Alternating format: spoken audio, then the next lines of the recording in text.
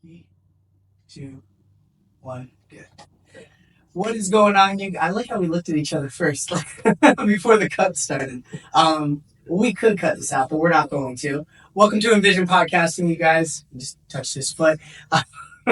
This is not going well. All right, this is what's happening. I am in the studio of Mr. Nathan Figueroa. Figueroa. I keep on saying it wrong all the time. Please introduce yourself. Daniel Figueroa. Daniel? Nathaniel. Nathaniel. I thought you said Daniel. I was like, what happened? So yes, I actually am in the studio now. If you guys remember Nathan was on an episode like about 4 or 5 months ago, right? And we filmed in the actual podcasting room. Well, I told him, I'm like, for the second episode, I have to go see, like, come and see where you're at and like what you do, and the piece of equipment you have, and so on and so forth. So before we get started with the tour and everything, like, talk to us about what you've been doing in the last 5-6 months. Man, I've just been in a stage of life where I've been focusing on my physicality as well as my spirituality and my mentality, of course. Those are the really important things to me.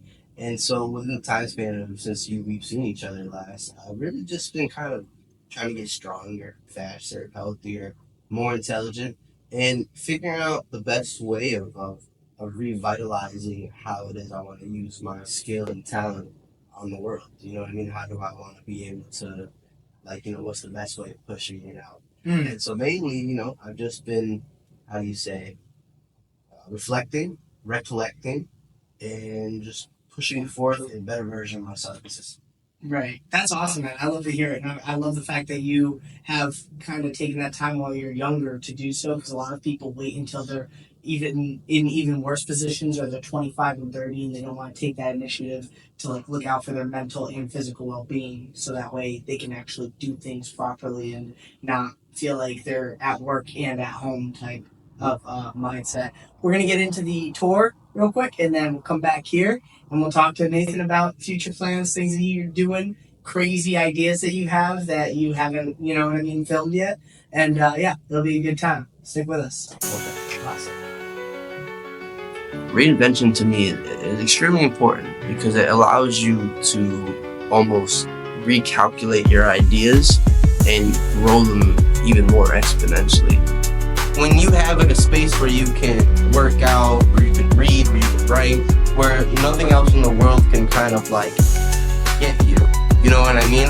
It feels like a safe place. It feels like you can just like let everything out, and being able to like let everything out allows you to be creatively free. Allows you to have a feeling of peace, of calmness, of relaxation, and of just not being bothered by anything. What's going on? My name is Nathan Figueroa. We're here in my little headquarters space. I'm going to give a little bit of a tour and just show everybody all my cool stuff. Alright, let's get into it. This is my little desk. Man, this is where I kind of brainstorm, read books. This is where I kind of calm out. I've got two desks, one with a computer on it, this one without the computer on it. I believe it's better to have a good kind of like balance between like the technology side of things and just being able to sit, read, write. You know what I mean? And this one is just like, I got such a good view looking out the window that I just have to be in here. Lots of good sunlight. I've never used the inside lights. Always just let the sun light everything I do. Let's see, we got some cool photography on the wall. This is my buddy Coastal. He was cool to take pictures of. He's got a unique look, a unique fashion sense. Love this picture, man. It's a great sweater. My friend Avianca, she loves to do creative photography and whatnot, so we went out to this parking garage, kind of made her seem like a little bit of like Matrix girl, gave her a little cigarette for aesthetic. This is my boy Dilly. Dilly's a legend, music producer out of Connecticut, absolute beast, plays tons of instruments, and just, dude, white guy with dreadlocks is already a win. And this right here is actually like one of my best friends, Elijah. He's an athlete, entrepreneur. Got him, doing some stretching, working out, training type stuff. Had his little aglets right here. This is his little company that he does, and he's just blowing it up at this point. Freaking sweet picture, honestly. I love the composition of it, but, I like to just have my work around just to kind of keep inspiring me and keep remembering me of stuff that I made. Got some beautiful big windows in here that allow me to just look out, look at the city, look at the skyline, and just enjoy the weather, open up a window, crack it open, and just breeze. Doesn't get better than that. Let's see. We got my backdrop over here. Love this backdrop, man. Cheap little backdrop from Amazon, not expensive at all whatsoever. Probably less than like $150, but I've used it for so much. Goes to show you don't need expensive things always to create creative stuff. I've got tons of different colors and whatnot, and my favorite is purchased in white. Got my lights here. These are my babies. This one. I got another one hiding somewhere. I don't know where I put it. Dude, these things expensive. So like $1,000 a piece. They're called Aperture 300Xs. Man, does not get better than this. These are like studio grade equipment, like film industry grade equipment. So it's great for lighting scenes, great for lighting interiors, exteriors, whatever you need be. And then of course flash photography. Cannot go without this. This allows me to take all my indoor studio pictures. Man, these things, they mean a lot to me. Like without this, like I wouldn't be able to express my creative vision. Without this, I wouldn't be able to really do any things that I love to do. And so these things, even though they're materials, and I don't try to get attached to materials, they are very important because they allow me to express my creative vision and express my art and just kind of, live a little differently, right? Another piece of flash photography right here. And yeah, let's see what we got. Couches. Falling asleep on these plenty of times overnight. They're not comfortable at all. Actually, I despise sleeping on these. I completely despise sleeping on them. They're so uncomfortable. They're so uncomfortable. But you know what, though? It's one of those things where it's like, if you need somewhere to sleep and you don't feel like getting up, you can sleep on the couch. Just fall right there. Exactly, precisely. Got my Hulk poster over here. That's Lou Ferrigno, one of the original Hulk actors from like the late, like, I want to say 80s, 70s. He played Hulk back in the day. Was a big, huge bodybuilder. My mom found that, like, in a trash can, just randomly. It's signed by the actor and everything. I don't know who would throw it away. But Somebody who wasn't into bodybuilding. I know. And that's, that's what I want to look like. That's my aspiration. I want to be built like that guy. So Sage traps. Nate, what does your workout routine look like? What does your workout room look like? Well, we could just, we check that out. Let's go. Take a walk over. This is my little kitchen area, man. This is where I just chef up sometimes. My friend Elijah loves to make smoothies. He also loves to leave messes. Yeah, he's gonna watch it. He's gonna be freaking out. No, I don't. Yeah. It's not me. This is where I keep a lot of my other equipment right here. More lights, little extra cameras, drones, little stuff, gimbals. Charge everything on here. It's good to keep things organized. This doesn't look very organized, but I know exactly where everything is and why it's there for a specific purpose. This thing right here, this little plastic thing, costs you probably like $100 something, but dude, it's so worth it to keep things put together. Like I really could not have this little compartmentalizing space. It just makes all this stuff that will just lay everywhere just nice and compact. Organization for me is so important because without organization, my mind feels like it's just wrong. It's my little workout area / office area. I share this with my friend Elijah, like the guys from the picture. If you guys remember who that is. I like the box. I like to hit the bag. You know what I mean? I don't see why not. It's so much fun. If I'm next or in or out without having to, fight people or hit things that don't need to be hit. Right. Right? I got my little office space here. Got the world's worst desktop organization. That's a problem. But it is what it is. Jesus Christ. Dude, people think they're busy. I don't know about all that. I don't know. These are all videos that I've exported from projects, videos and pictures that I've exported from projects. And it just keeps stacking up. And I have no idea how to fix it. Dude, buy another PC. Buy another computer. Funny enough, I bought this computer in pieces. Okay. And I had my buddy Donovan build it for me. He did a great job. And it's super powerful, super strong. I'm not like into building computers at all or whatnot. I feel like if I could try my best, I probably could. But I thought it was cool just kind of like buying pieces for a computer. I never thought that you could do that until I was told it was possible. So yeah, other than the boxing bag, we got a couple weights here, nothing crazy. Little easy curl bar, some light work. Do you ever get some reps in to calm down before you leave the studio? Always, man. One of the things that I always do is like if I see something and I know I got like 5 minutes, it's like why not pump out a couple reps? Right, Why right. not leave the studio or just walk around in a pump? I don't see why not. That and every time I walk past the bag, I always hit every time. And it's just, honestly, having a punching bag around at all times is like freaking awesome, bro. You must be calm and relaxed and like, oh, he's not angry with me. He's not upset at me. Doesn't even know you have a secret weapon in your house. Every time. So you avoid conflict. Bro, every time I just get upset or something bothering me and I kind of don't know how to I just hit the bag. I feel like as a man sometimes like it's better not to talk about things, but it's better just to like let all that frustration out. Because why not? It just feels so much more natural. And so having a punching bag inside here, like it's so important. So important. I'm not even like a great boxer or anything, but I just feel like getting out that physical aggression will make you such a calm person. My personal opinion. No, 100%. We got a big little bench over here. Little bench. This is free. Where'd you get it? I was donating some stuff at this store, Savers. Okay. And so when you donate furniture and whatnot, there's like a big lot of a bunch of different stuff, like old drawers, cabinets, chairs, whatever, a bunch of random stuff. This is there, and I was looking for a bench. I was like, dude, like, I mean, it's not the greatest bench in the world, but like, you know, it'll work. It'll do its job. You know what I mean? We're looking for a, still gotta get a bar.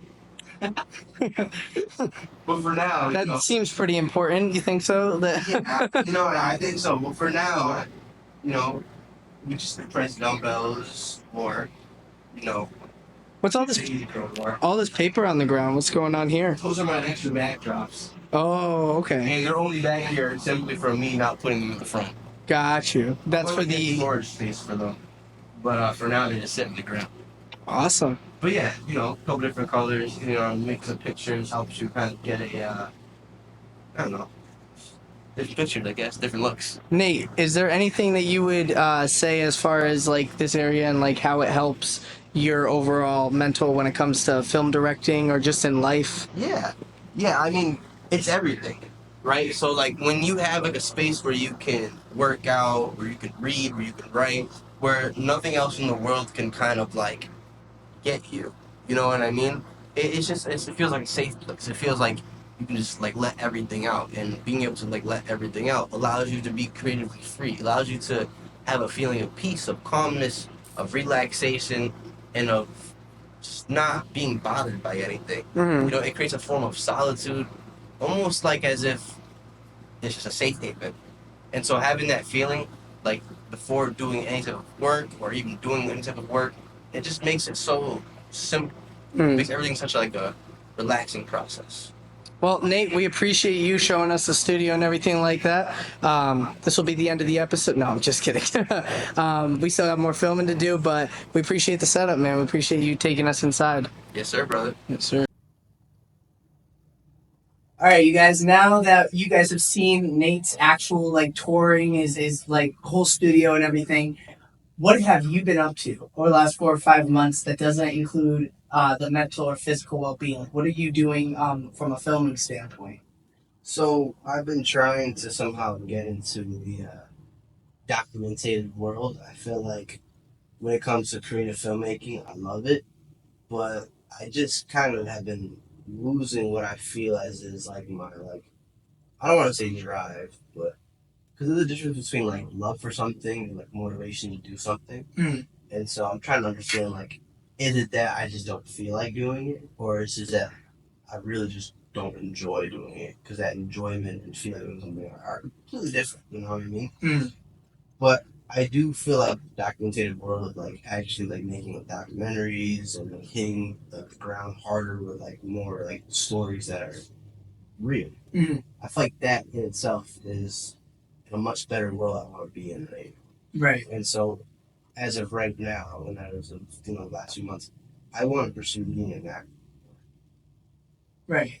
Do you think that type of how necessary would you say motivation is to do what you do?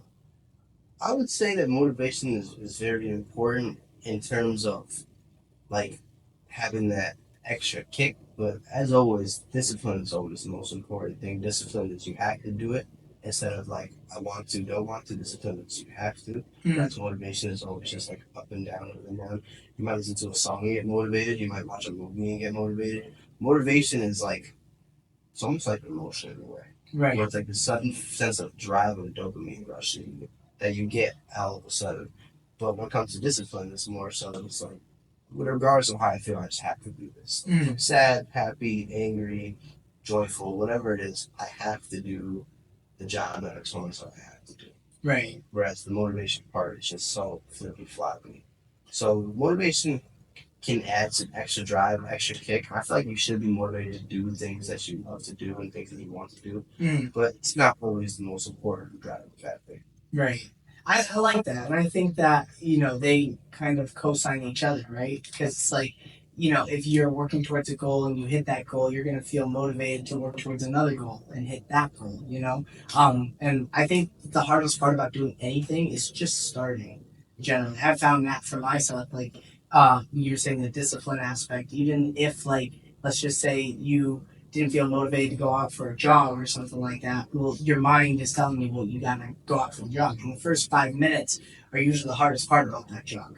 Because, not only are your joints warming up and your muscles are warming up, but it's also that mental aspect. Like, why am I outside right now? What am I doing? And then that 5 minutes kind of pass, maybe 10, and you're like, okay, well, I'm in it anyways. I'm a couple blocks from my apartment or house, so it's like, might as well go for, a jog, like long duration, stuff like that. Let me see if I can challenge myself to do more.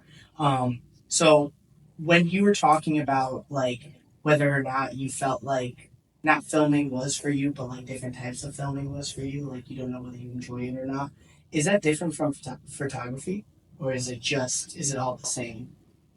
Well, I would say like my love for things in general, I feel like as like I'm getting older and I'm understanding like what it is, like how the world kind of works a little bit more is, and how I understand like how I work as a person and things around me work. I feel like I lose love for things based off of my understanding of like what is more important. You know what I mean? 'Cause I love like filmmaking aspect of things, and I love like photography as in like it's fun. You know what I mean? I love taking cool pictures and giving it a cool look.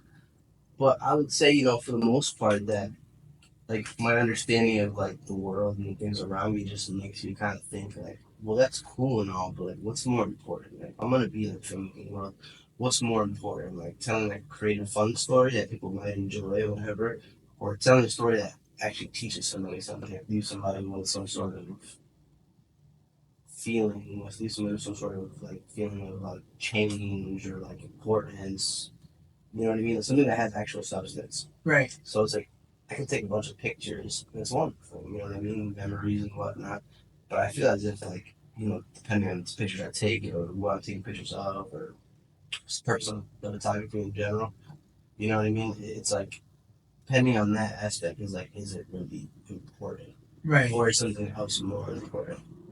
Which has been leading me into like this is why I'm trying to kind of pursue like what is my new purpose? And what is it that I kind of like want to reinvent myself as? Right. I feel like I've been labeled so much as like a camera person, you know what I mean? That's like it's a vague like area. A lot of people do stuff with cameras, you know what I mean? People record weddings, record movies, people record commercials, people can record dogs walking, you know, there's so many different aspects, videographer, cinematographer, that type of stuff. And so I would rather be seen as a business man. You know what I mean? I feel like that to me is like more important. I perceive it as that than anything else. Right. So I'm not just the guy with the camera, the guy who does business. Right. And business doesn't always have to mean money necessarily. Business to me could mean just equal trade. Right. I like that a lot. I think you're talking about the perception of other people. There is a line, obviously, between character and reputation, right? And it's always said that character is who you know you are, and reputation is who everyone thinks you are. And, you go back and forth about the semantics about whether or not one is important than the other, but to be honest with you, both are pretty important. like, knowing your character, I feel like is obviously more important because if you don't know yourself, you don't know how to act in the world, right? But how you act in the world also has consequences and it has rewards as well. So how you're perceived and your reputation can carry you over some barriers or through some problems that you may not have seen coming. So I definitely agree with you on that. For you, where are you at in that process? Kind of picking apart like what is important film wise compared to what is fun. Do you feel like you should mix it? Do you feel like you should just go for what's important, or do you feel like I'm just going to kind of experiment until I figure out what I like to do, business wise? I feel like you can do what's fun and kind of mix that with like the business side of things. It's like if you have fun doing what you do, that's amazing. That's awesome. It's just like I don't find like the feeling behind like making certain stuff. Like I feel like I find fun in like giving out some sort of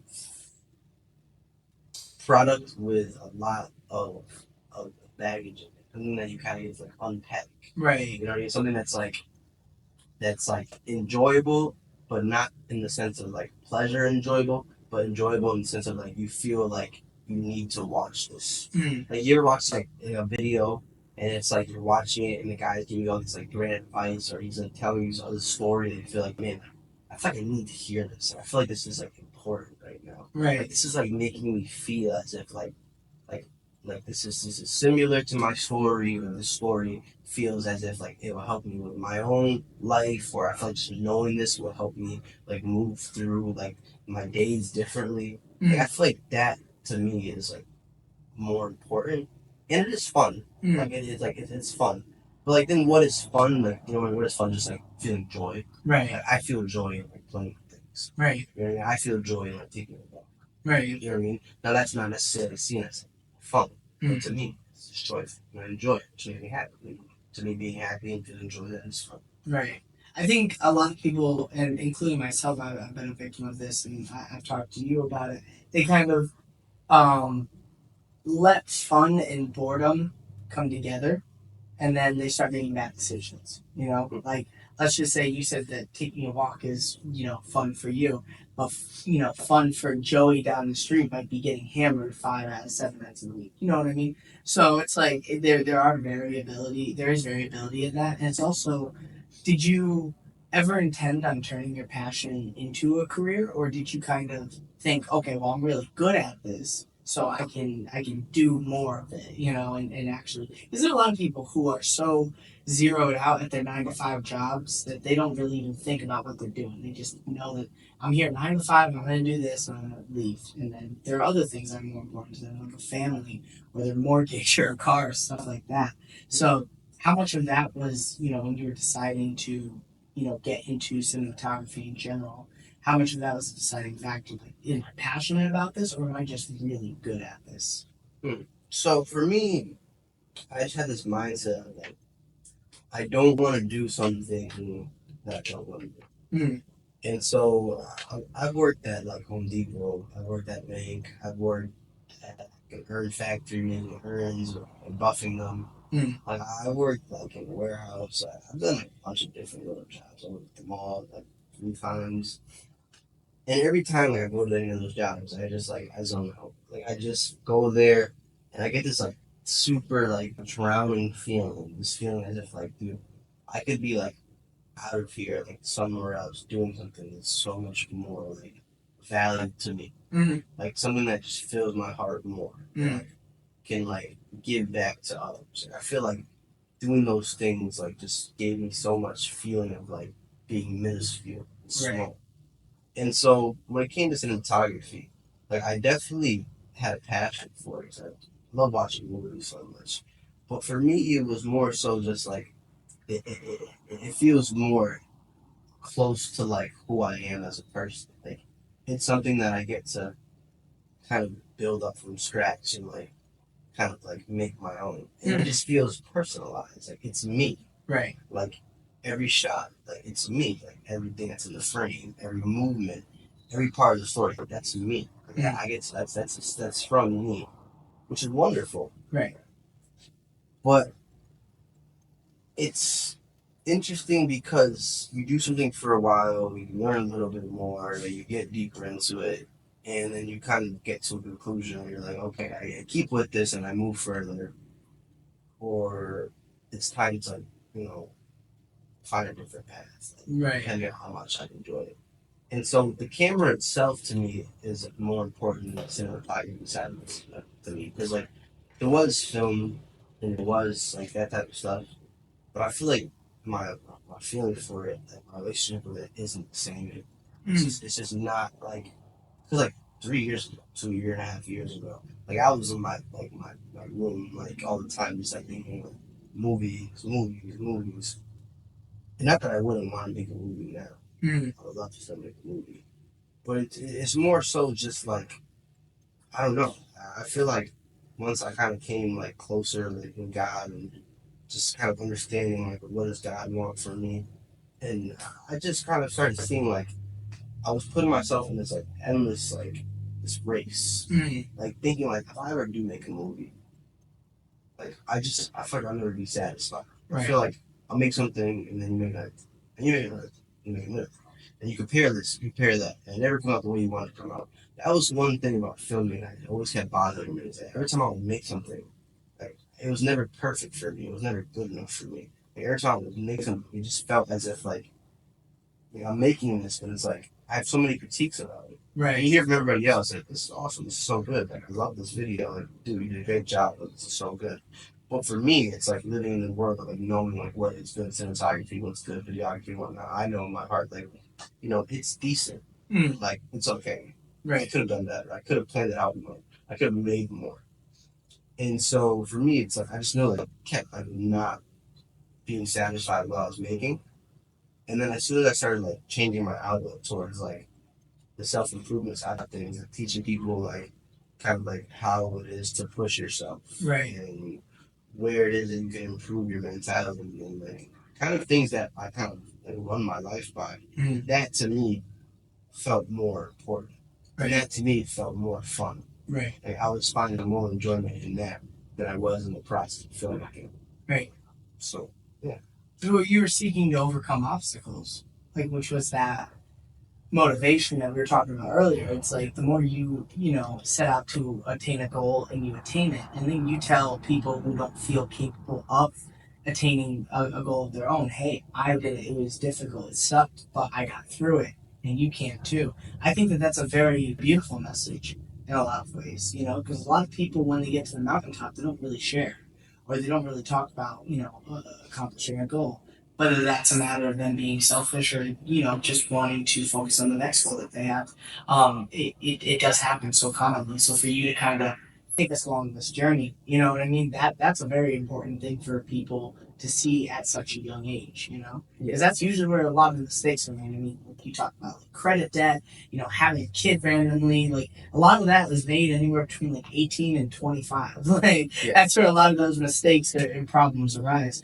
I was talking to you about the sales, job that I had for a long time, and I really liked it, and I like talking to people, and I still do it here and there. But when I got the management position, it was kind of for me like God telling me, all right, well, you like talking to people, you like interacting.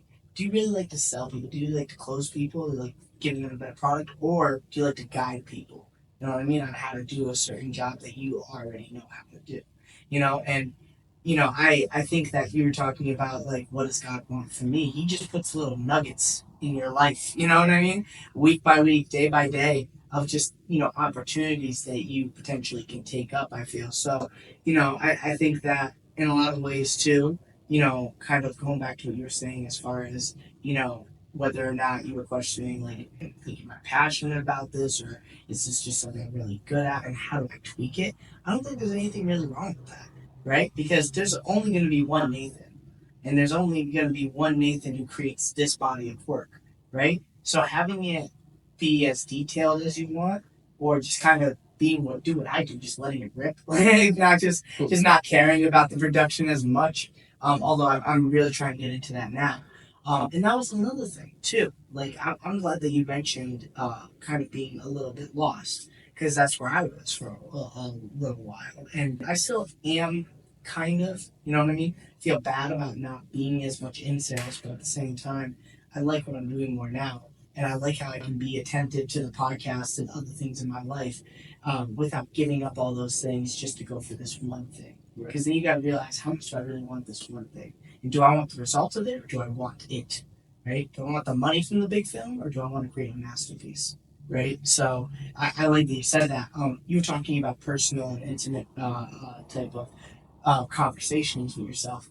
Talk to us about the My Life Stories thing, because I thought that was an awesome idea, and you really did a good job those 2 months just putting out videos regularly. So where did that come from? Yeah, so for me, like, it was this thing where it's like I kept like filling out way too long to just make like the page in itself, and so I started making it. One day I was like I'm sick of waiting, and so I had filmed this video. I had filmed 3 videos actually that nobody had seen on my computer, like me doing like physical challenges. Okay. So it's me like pushing myself to like. So I did one where there was a bench press challenge, right? How many like reps of 135 could I do? Like just like in an hour, like pushing for as much as I could. Like nothing else in the world matters. Just like push as many reps as you can. Right? I did a push-up challenge. I did how many push-ups I could do in an hour. Your arms must have been completely destroyed after that. Push-ups challenge is harder than the bench press challenge. Really? I would imagine it's because you got more reps in for the push-ups. Yeah, I ended up benching I think like 208 for 135 in that hour. In an hour? Yeah, 208 reps of 135 in an hour is insane. And then for push-ups, I did 556 push-ups in an hour. And that one was tough on my shoulders and on my wrist. Right. Yeah, not my wrist. You wouldn't expect that. Oh, no, absolutely, because your wrists are fully bent back 500 and, what did you say, 72? 52. 556. 556 times, dude. That's funny. And then the third challenge was I wore a jacket with 30 pounds on it. And I did it's like a straightaway on track. I don't know how long the straightaway is, but it was just a strip of a straightaway. And I did like 50 laps, so 1, 2, 3, 4, 5, 6, kind of. Right. Every time I went down was 1, and I got back to another 1. Right. With the weighted jacket. I ended up doing that in under an hour. I was surprised that. That's incredible. I was not expecting to do that. I think it was like high 40s, low 50s, I think. But that one was tough, like on like my wearing the weighted jacket. It was like it wasn't a perfect weighted jacket for running, but it kind of has a lot of strain in your shoulders. Right. It's like the weight's more like sort of pulling. Like that wasn't like I felt like weightlifting and doing pull-ups and dips and stuff like that. Right. But anyway, I had made those 2 videos and whatnot. And I filmed them, and then also I had just like been like I feel like I had so much like mental word to get, and it became like something that like I had fun doing. Right. Like I had fun making it, and like every day making one video every day was like, oh, this is kind of cool. Like it's a cool challenge, so I do it every day. But then like I started rewatching the content myself, and I was like, man, this doesn't like feel natural anymore. It more so feels like I would never like write anything and then read it off. I would always just like put myself on the camera and just like think over time and say a couple things and here and there and just talk for like 5 minutes and pull out whatever was best. But eventually I started watching the content and it just seemed so like robotic. Right. It didn't seem like just like I looked at it, I didn't like recognize stuff. I just recognized like Instagram freaking motivation NPC. Right. Just like anything else you would see on anybody else's page. Like, right. So like that's when it came to like revitalization, where I was like, I need to like revamp this and it's like taking back the setting and kind of like come at it in a way. So I had kind of archived a lot of like certain videos that I thought were cringy and whatever. I kept the ones that I thought were kind of like still good and more so original. And so going back into it, I want to push God more. But I also want to get back into the physical challenge aspect of like doing things that are like, different, like push myself so people can kind of look at it as inspiration. Right. Rather than just like a guy like talking about nonsense. It's like, like he'll talk about this stuff and then he also like does like, this like insane physical feat. Right. That even if it's not hard for others, it's hard for me. Right. You know what I mean? Because I guarantee you people can bench more than 208 from 135. You know, people who are benching 135, 40 reps at once. Right. You know what I mean? So it's like, I know that's not hard for other people, but it was difficult for me doing it at times considering my weight and height. And so mine was pushing myself. And if I push myself, then I push their self. And so that whole My Life Story thing was like, it was cool, but the whole point that I originally made it was for it to, it wasn't even supposed to be about me. Right. It was supposed to be about other people. and it became this thing where it's like a bunch of videos of me doing this, and it's like I felt too self-absorbed.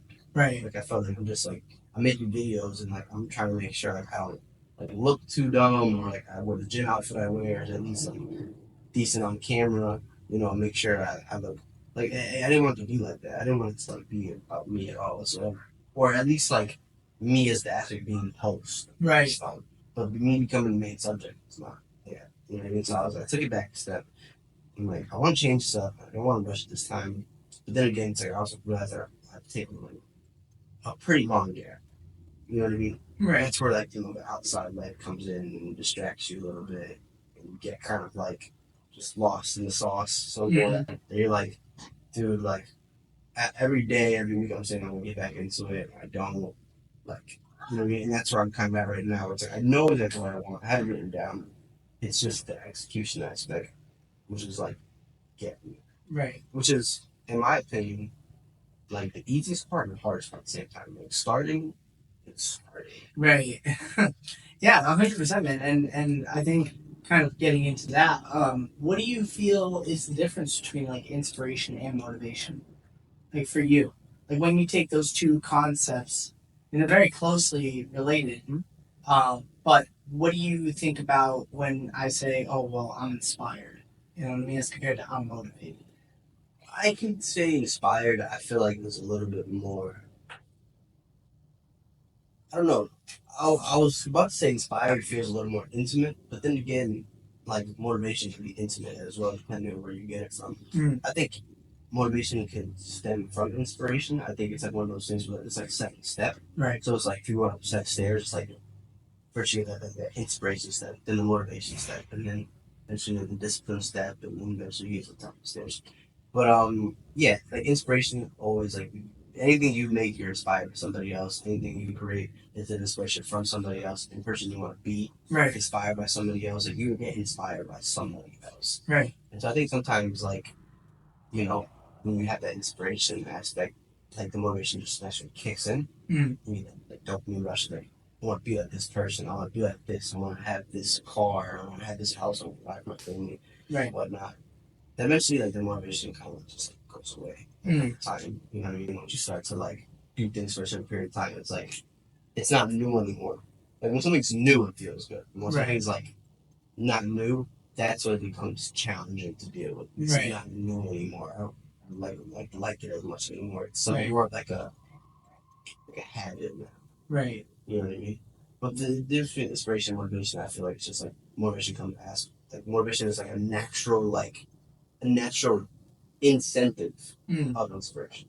Right. Because you see a guy who's like running around like and he's really shredded and in good shape, and you're like, oh man, like I jog, but I don't jog as much as I should. Right? You see him jogging, you're like, well, he clearly eats well, takes care of himself and stuff like that. So I would feel more apt to go outside, maybe not at that point, but later on for a jog or go for a lift, something along those lines. Yeah. I was gonna say, have you ever heard of like the build your own character model? Super simple. So, it's this idea that like, were you ever a big gamer when you were younger? Yeah. All right, cool. I was a big gamer when I was younger too. Yeah, you remember WWE? Yeah. I mean, you know how you could build your own character and everything like that? Yeah. So it's like thinking about that over the course of a lifetime, right? It's like, okay, well, let's just say a year from now, all right, who do I want to be? Well, let's just start with health, okay? Because that's obviously, if we're not physically healthy, generally speaking, we're not going to nearly get along with the world as well as we would if we were, right? So health, from a health standpoint, physically, I want to be at this point. I want to look this way. I want to be able to lift this much or whatever the case may be, just a couple things right now. Okay, so we move to health, and then you move down to like mental well-being, which can be a part of health, but really honestly, we shouldn't separate it. Like you shouldn't feel the need to like write and then do push-ups and then write and then do push-ups, you know what I mean? It's like, you know, you can make time in your day for both, you know? So like, what would improve your mental well-being? Well, you know, knowing who I am. That's hard, you know? It's like, nobody knows who they are, so it's like, that's an impossible task. Well, what are some things that you're willing to tolerate from yourself? What are some things that you're not willing to tolerate from yourself? What are some absolutely not? Like, I'm not going to drink, not at all. I don't want it. And even if I do want it, I know it's gonna fuck me up, so I'm not gonna do it. And so you kind of write a few things down there. But basically, what you're doing is you're building these things for the person that you want to be. Whether it is a year out, 2 years out, 5 years out, for the rest of your life, it doesn't matter. You're building these little things about yourself, like you would a character. You know what I mean? In a video game, where it's like, if you want somebody who is a businessman who has to make consistently hard decisions, but that takes care and provides for their family and everything. Well, you wouldn't make that person go through easy things. You know what I mean? You wouldn't make that person work 20 hours at this, job just so they can make rent and just make, whatever they have to survive. You would want them to go through harder things, work longer hours, do harder tasks, whether it be a physical or mental, And so having that kind of reframe on your life, for me at least, has helped me figure out, like, damn, like, even looking out this window, it's like, there's so much you can do. You know what I mean? There's so much you can do. And yet, so many people just stay inside and they don't do anything. And they don't have that, I want to build my own character, I want to build my own person. So that way, 5 years, 10 years, 20 years down the line, I'm proud of who I am. Not just the money I've made or the accomplishments I have. It's like really awesome to look in the mirror and be, happy about who I am. Yeah, very important thing is that a lot of people don't get that grasp of I don't want to say being proud because I don't like the sense of pride, but people live to impress others in a way, and they forget to live their own life. People love to what can I do to make the people view me a certain way. And when you're worried about everybody else's view of you, you forget what your own view of you is. You lose track of that sight. And it's very important that you live in order to make yourself better, improve yourself, because depending on the things you have, right, car, clothes, whatever, all those things are external, the material and the temporary. Like your car eventually is either gonna break, you're gonna die, and it's gonna be given to somebody else. You're gonna sell it, or you're gonna. It's either those three things. Right. Car goes to shit, you sell it, or you give it to somebody else. Right. You give it to someone else to part selling it, but I'm just thinking you give it to your son one day, or you give it to a family member, whatever. You don't necessarily sell it. So. Right. So regardless of that, house, whatever, too, all these things are temporary and artificial of this world. They're worldly. They're of the flesh, you could say, right? And they're not here forever. And so what matters most is if I took everything away from you, who are you? If everyone took my camera, the thing is, people think, like I said, the whole camera guy attached to it, right? Right. That to me, I don't like that because I'm a person without a camera. If my camera was taken away from me, I'm still a person. Right. I'm still an existent individual. Right. And the thing is about me being an existent individual is what am I as that individual? Well, I'm in shape. You know what I mean? I'm intelligent. Smart. Man of God. Right. So it's these things are important. I'm mentally there. I'm mentally not insane. Mentally healthy. So the fact is who are you without all the things that you had? Right, right. So people mask who they are, or they compare them as if they're the same. The things I have aren't me. It's no, you are you. Right. So if you're out of shape, that's a reflection of you, of your mindset. If you are lazy, it's a reflection of your mindset. So everything is a reflection of who you are. And people mask buying things with it. You could be a fat guy and have a lot of money, right? Right. And you think oh, I'm a rich guy. You're not a rich guy. You're a guy that has riches. Right. Take away the riches, now you're just an out of shape guy. Right, right. You know what I mean? Yeah, yeah. Not that you can't be intelligent or smarter, but it's those are separate from physical. Right. And it's and that's what I was actually going to get after with you going into this kind of next topic. How important is physical health to your mental well-being for you, but maybe in general, if you could kind of generalize it? For me, it's completely important, and in general, it's completely important. They coincide with each other. So, like I said earlier, your physical, your mental, your spiritual are the most important things. It's like a triangle or a circle, whatever you want to say. I guess it's more of a triangle. But they don't work without the other. You can't have mental health correct without spiritual health. You can't have your spiritual health correct without physical and mental. You can't have your physical right without good mental and spiritual. They literally all combine. Like, they're so important. You have to understand, like, you're a human with a brain, right? You have thoughts. Those thoughts are in control of you depending on what you choose to think or what you choose to allow yourself to believe, right? And then those thoughts, you know what I mean? Those thoughts curate your spirituality. Like, are you like of God? Like, do you fear God? And so if you fear God, you have good morals and guidelines. You do certain things. You understand that you know, there's just not of God there to make you feel bad. So if you don't believe in God, you're an atheistic type person. Usually those type of people, atheistic type people, or people who don't believe in God necessarily or have a religion in general that keeps strict morals and guidelines, they tend to go off the rails mostly, and they don't have like that boundary of like, no, I'm not gonna do this. Like, God would discipline or anything, but I need to do right by God.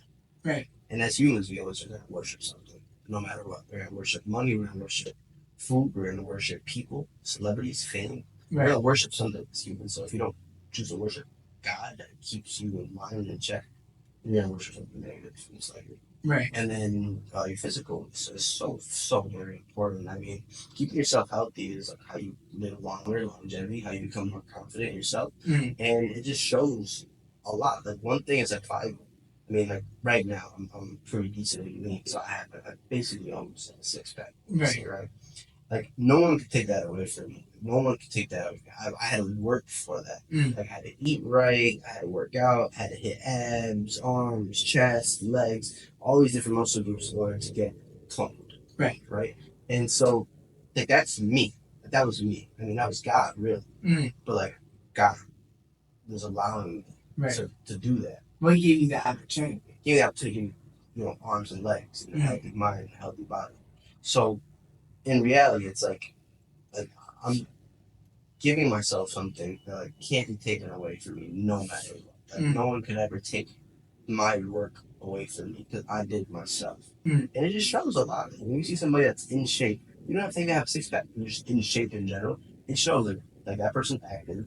They work like diligently. They're consistent, and when that shows that you're consistent, you work diligently, you're more trustworthy. You're like a more like friendlier person. You're just come off more as like people want to be around you, like as like the right people. Right. You know what I mean? So, that physical and mental, it's completely like, it's the perfect, like, obviously spiritual.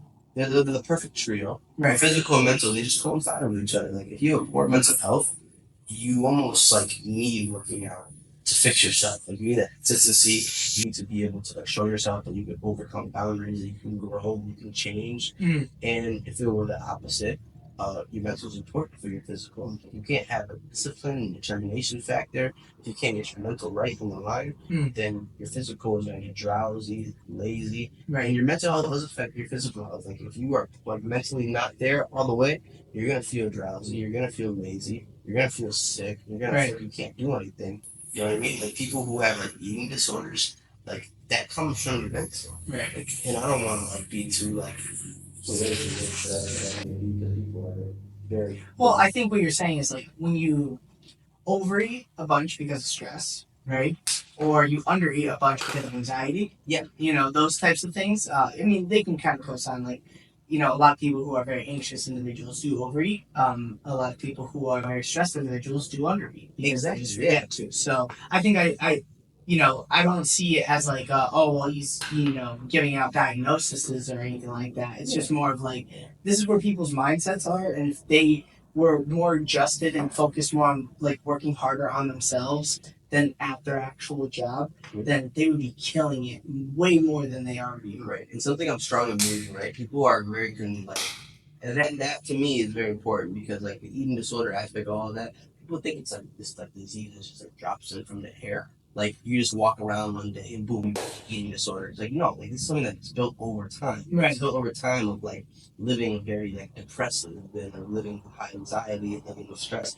These things all exist, but they're existent of like because of your environment. They're not existent just because they just come into your life out of nowhere. Like, none of these things just like hit like a brick. Like, just, like, it's like it just falls out of the sky. Like, it's built over time in living in an uncomfortable lifestyle, and not the type of uncomfortable that helps you grow, but the type of uncomfortable that keeps you small. Right.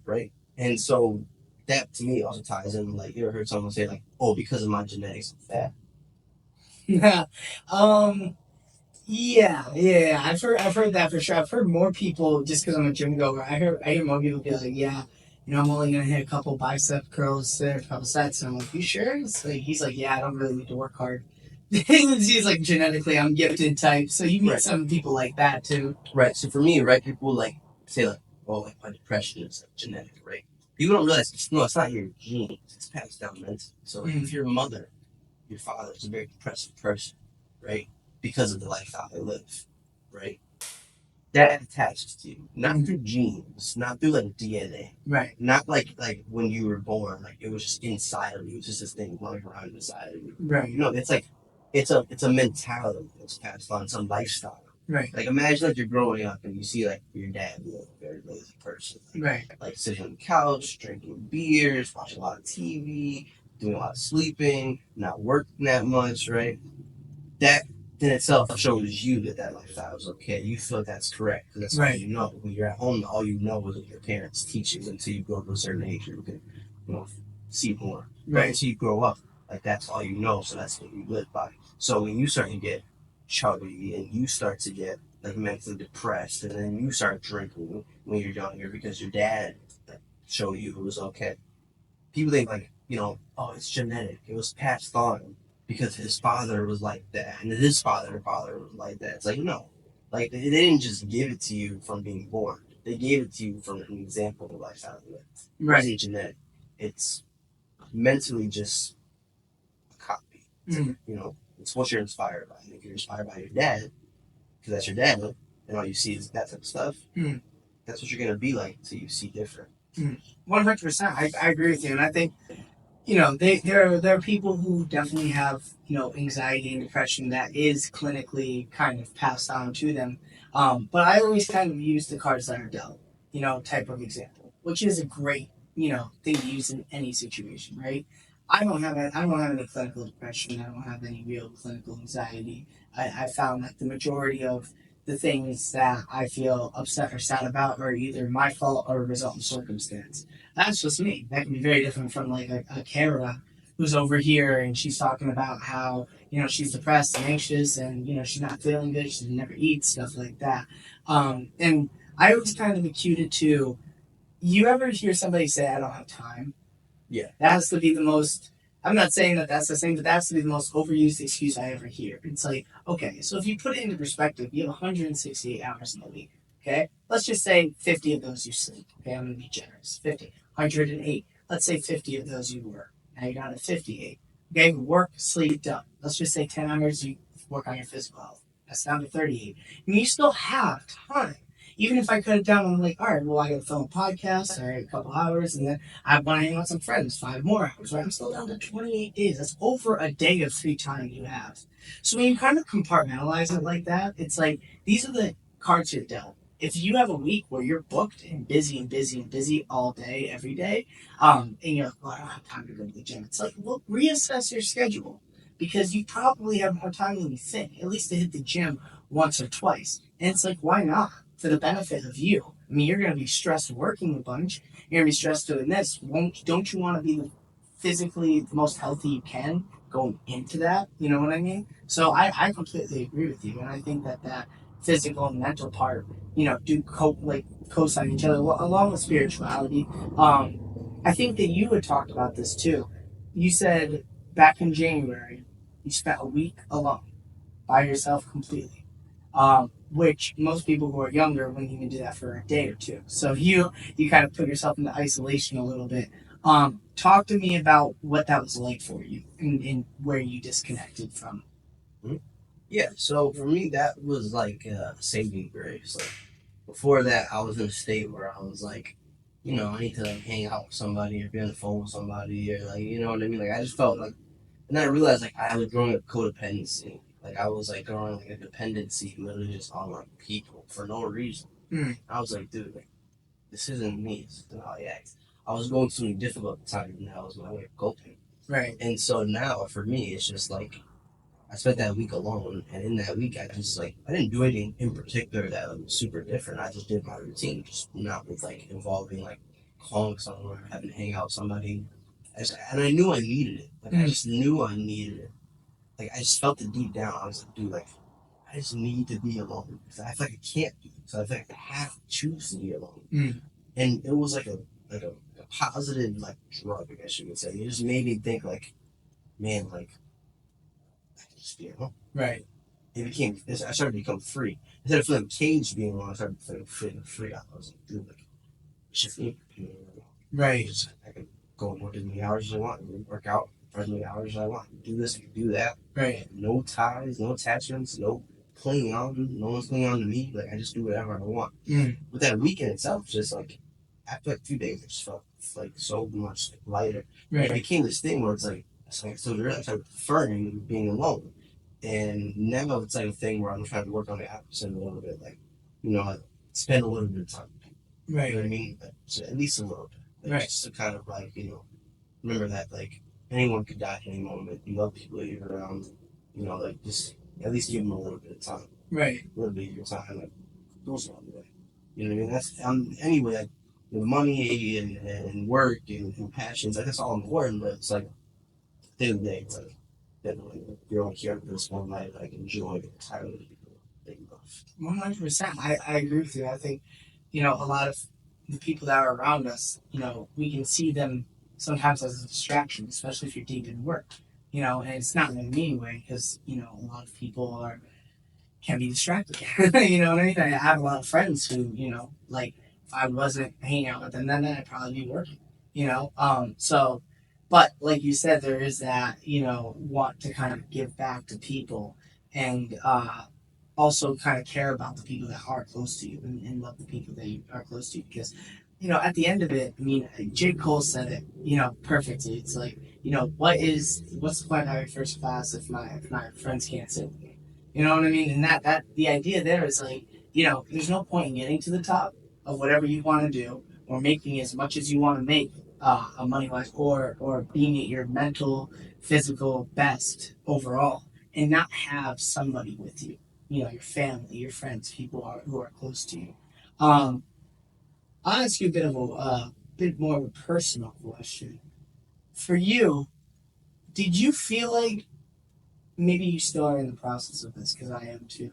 Do you feel like it's important to pick apart the traumas in your life, past traumas, past experiences, kind of to navigate and figure out not like to bleed in them or like to just lay in them, but kind of like just to figure out where you need to go, or maybe I feel a certain like, weird feeling about rejection because of this one experience. And talk a little bit more about that for you.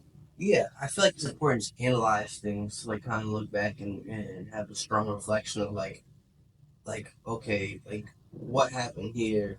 Where did I go wrong? Where did the other person go wrong? If there was a person involved, like where did the situation go astray? Was it built over time? Was it just an explosion out of like just like rage? What happened particularly? Like just like a strong thought, like that people don't think. No one thinks. Like to actually sit down, like sit, no distractions, just sit and think. Like that's hard to do. And that's like scary to do because then your thoughts, like your mind actually starts like gearing. Right. You start actually thinking. And you're like, dude, like you feel like you become like a super intelligent being, but really you're just thinking. Right. And so for me, it's very important to pick apart any type of thing in the past that left you with a traumatic experience. Because if you don't pick apart, analyze it, and then forgive it and move forward, it becomes this thing where like. One, it becomes a thing where it's like constantly almost watch out for it. You become too cautionary in a way. You don't allow new things. It's good to take it for what it is and recognize new signs. Like if like, something happened where it's like a similar situation is coming up, you can kind of like be like, oh, this feels like this moment. You know what I mean? I think I can kind of like, see like the similarities. This might end up like this. So let me just like, tread light. Let's not put everything in at once. Right. It's good to really like be patient and like, I would really say this. It's good for analyzation and to not repeat history. Right. Humans love to repeat history, so we repeat the same mistakes we already made. Right. Even if we see similar signs. It's not good to be overtly cautious. Sometimes it's good to like. My biggest thing is don't have fear. Like, don't live in fear. And when you have like a form of like a trauma, like I think luckily for me, when it comes to like my life in general, I mean, this is really in comparison, I guess you could say, 'cause I'm thinking of like people who went to war, people who have been incarcerated, Right. people who've been like severely injured. Right. Like that to me are insane traumas. And I've been blessed to not have gone through anything like that. Right. So in comparing my traumas, I feel like they're small. Right. Right? Whereas, it's not fair to do it to myself because they can be big to me. Right. If that's what I've been through, and they can compare the same sometimes in other people's scenarios, even though like they're not the same, compare the same to me because that's all I've been through. Right. But for me, it's just more so just like, don't live it too much. Like accept it for what it was, and the whole thing, like I said, is just live fearlessly. Right. And that comes from God is to not have fear, to be faithful, right? To understand that, like if I let God do His work, like you just let all the stress, you let everything go. Like even if something goes wrong, if you understand, like, well, I kind of walk with this like with no intention in mind, and I let God do the work. So when you do that, you just kind of know how to figure. Like if God allows it, or doesn't allow something to happen, it's because He wanted it to happen or didn't want it to happen. So if I just trust Him and everything He does, and just live fearlessly, my mind just like clears. Right. And I feel like I have sometimes no thoughts. Right. I just live like a freaking cloud sometimes. The way I just like live like, with God. So, like I said before, just to kind of finish like that whole question up is like it's good to analyze the trauma. It's good to reflect on them. It's good to like just reconstruct the situations and understand why they happened or how they happened. Mm. And it's good to like be careful when you walk into similar situations in life again. You don't want to go through that again. Right. But don't live so fearlessly that you like avoid everything else. Right. You know what I mean? Just keep living. I like that. I like that a lot, and I think having that don't think, just do mindset. Because once you start thinking, like if you're on your way to I remember the ones I dreaded the most was like when I was working in sales and I'd have to go to a neighborhood that wasn't particularly great the last time around. The drive there was dreadful. I hated it. Like I was like, oh my god, I could turn around right now. Like that's all I thought every stop. And so when I actually got to the neighborhood, that's when I'd be like, okay, first house, whatever, second house, whatever. The third house would be a surprise or something like that. Maybe something like that would happen, and then I would get into it. But generally speaking, it did take a little bit. But I had that mindset of just kind of persisting. I think also a lot of people, I don't know if they're afraid of their potential. I think they're afraid of the responsibilities that come with it. Mm-hmm. Would you agree with that assessment on like yourself and other people? Very famous quote. I don't know the quote by heart, but the way I'm going to say it, you might be able to memorize it. It goes just like the way of like humans don't fear. It's not like the feeling of failure. It's not fearing failure. It's fearing that we might be so great at something. I forgot how the quote goes, but it's like about power. Mm. Anyway, Being afraid of your success, right? basically, so it's like knowing that like if you give your all and really commit, like to live fearlessly, like give your all, commit. Don't worry about the negative that might happen. Look on the positive. It may actually work. Mm. And people fear that more than failing because they fear that they have to give everything up. Like, if I really want to do this, I can't play video games. Like, I can't smoke, I can't drink, I can't hang out with too many friends. To make it possible, I can do it, but I can give up so much that I enjoy. And that's the fear. Like people don't. Like, it's not a failure. Like, what if I fail? What if I mess up? It's like, what if I win? Mm. Like, what if I actually do it? Right.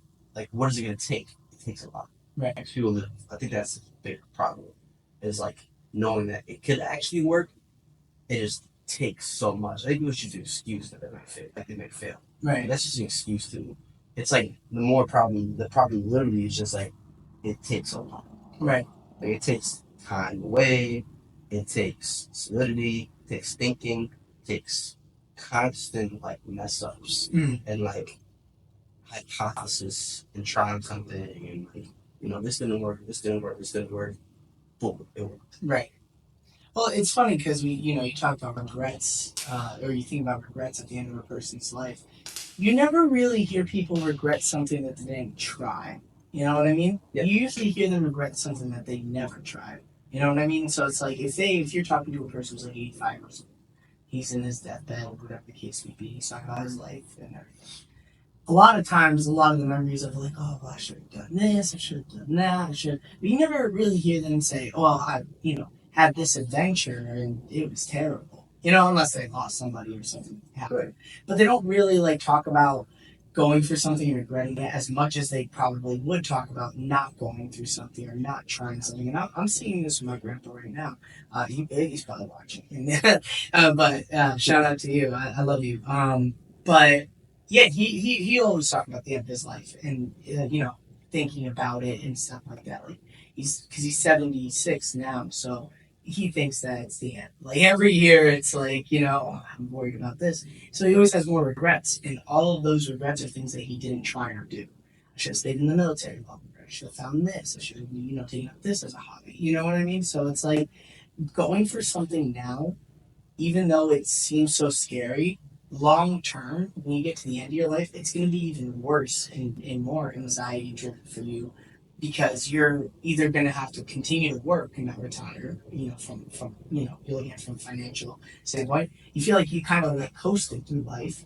Like you didn't really do anything special, but you just worked a bunch and you made a bunch of money, whatever. And you kind of live with those regrets a lot, and I feel like you kind of put it into perspective of like, we're young, we're able, we can move, we can walk around, we can go wherever we want, pretty much. It's like, why wouldn't we take up as many opportunities as we can? From an explorative standpoint and from, character building standpoint. I think what it is like you never regret doing anything difficult. Like the biggest regrets you will have are like easy. Like it's easy to go out to the bar and like Right. get a drink. Like it's easy to do a drug. It's easy to do all these like negative things. Like, it's easy to hit somebody. It's easy to yell. Easy to scream. Easy to be quick to anger. It's easy to call someone something and like make fun of them. It's easy to do that, and it almost comes like off like very like simply. Like, it's just like it doesn't. It's not hard to do. Right. But it's hard to go to the gym. It's hard to get in shape. It's hard to start a business. It's hard to build something from scratch. It's hard to do these things. But you never regret them. Like I'll never regret going to the gym. Right. No matter how difficult it is, I'll never regret it. So you only regret things that were easy to do. You never regret something that was difficult. The only thing that was difficult to do was like it took actual guts, like having to break up with somebody because it wasn't working out, and it's hard to do. You don't regret it because then you end up feeling great afterwards. In the future, having to leave like a job. It's hard to do because you feel you've got an emotional attachment and relationships with people. But once you do it, you want to a better job. Like, Right. Everything that's difficult to do ends up having a better side at the end of it. So like it's easy to do. Usually it's negative. Right. And it's funny, we were talking about, picking apart traumas earlier, and you started to talk about other people who have been through way more than us. Like, I've met some people who are resentful and angry at life, and then they tell you about their life story, and you're like, "Fuck, no wonder." You know what I mean? No wonder you're upset, at the world. But then again, I've met other people who've been through worse and have come out better. So it's hard to compare yourself to anybody else in that regard. But if we are going to talk on other people's traumas, would that be something that the documentary series is going to kind of take charge of? Because I know we were talking about that in our last episode that we had together. It's like you had this docu-series that you were kind of setting up to be, your main project for the next few years, and just trying to figure out like, how to reach out to people and market it without people feeling uncomfortable. Where are you at in that whole process, and is this still something that's ongoing that you're working on? Yeah, pretty much. In that aspect, I want to make sure that when I started, that I feel like I'm ready. You know what I mean? I feel like you never feel like you're ready. You just stutter. Right. And so I feel like that's one of my biggest mistakes. It's just being like a type of person that feels like I gotta have everything prepared. Everything has to be super duper perfect. Right. Even if it's the first project, it has to be perfect. And I want every piece of quality to be top notch. Right. But it's never gonna be top notch. It just never will be. I mean, I have a set thought. I know like what I like and don't like. I know like I'll be fine with a certain product most likely. But it's like to start, I'm just thinking like I'm being way too like difficult on myself. Thinking I need all these different things to kind of just get on the road. It's more so just having to take the action part. Right. And so when it comes to that, I'm really like excited to like ask difficult questions. The people like question people probably don't even think about themselves. But no one asks themselves difficult questions. Nobody asks themselves, well, what's the hardest thing to do? Like, what's my biggest regret? Like, what's like, what are these difficult things that like I'm going through in life? What's most difficult that I go through in life in any like the way I am?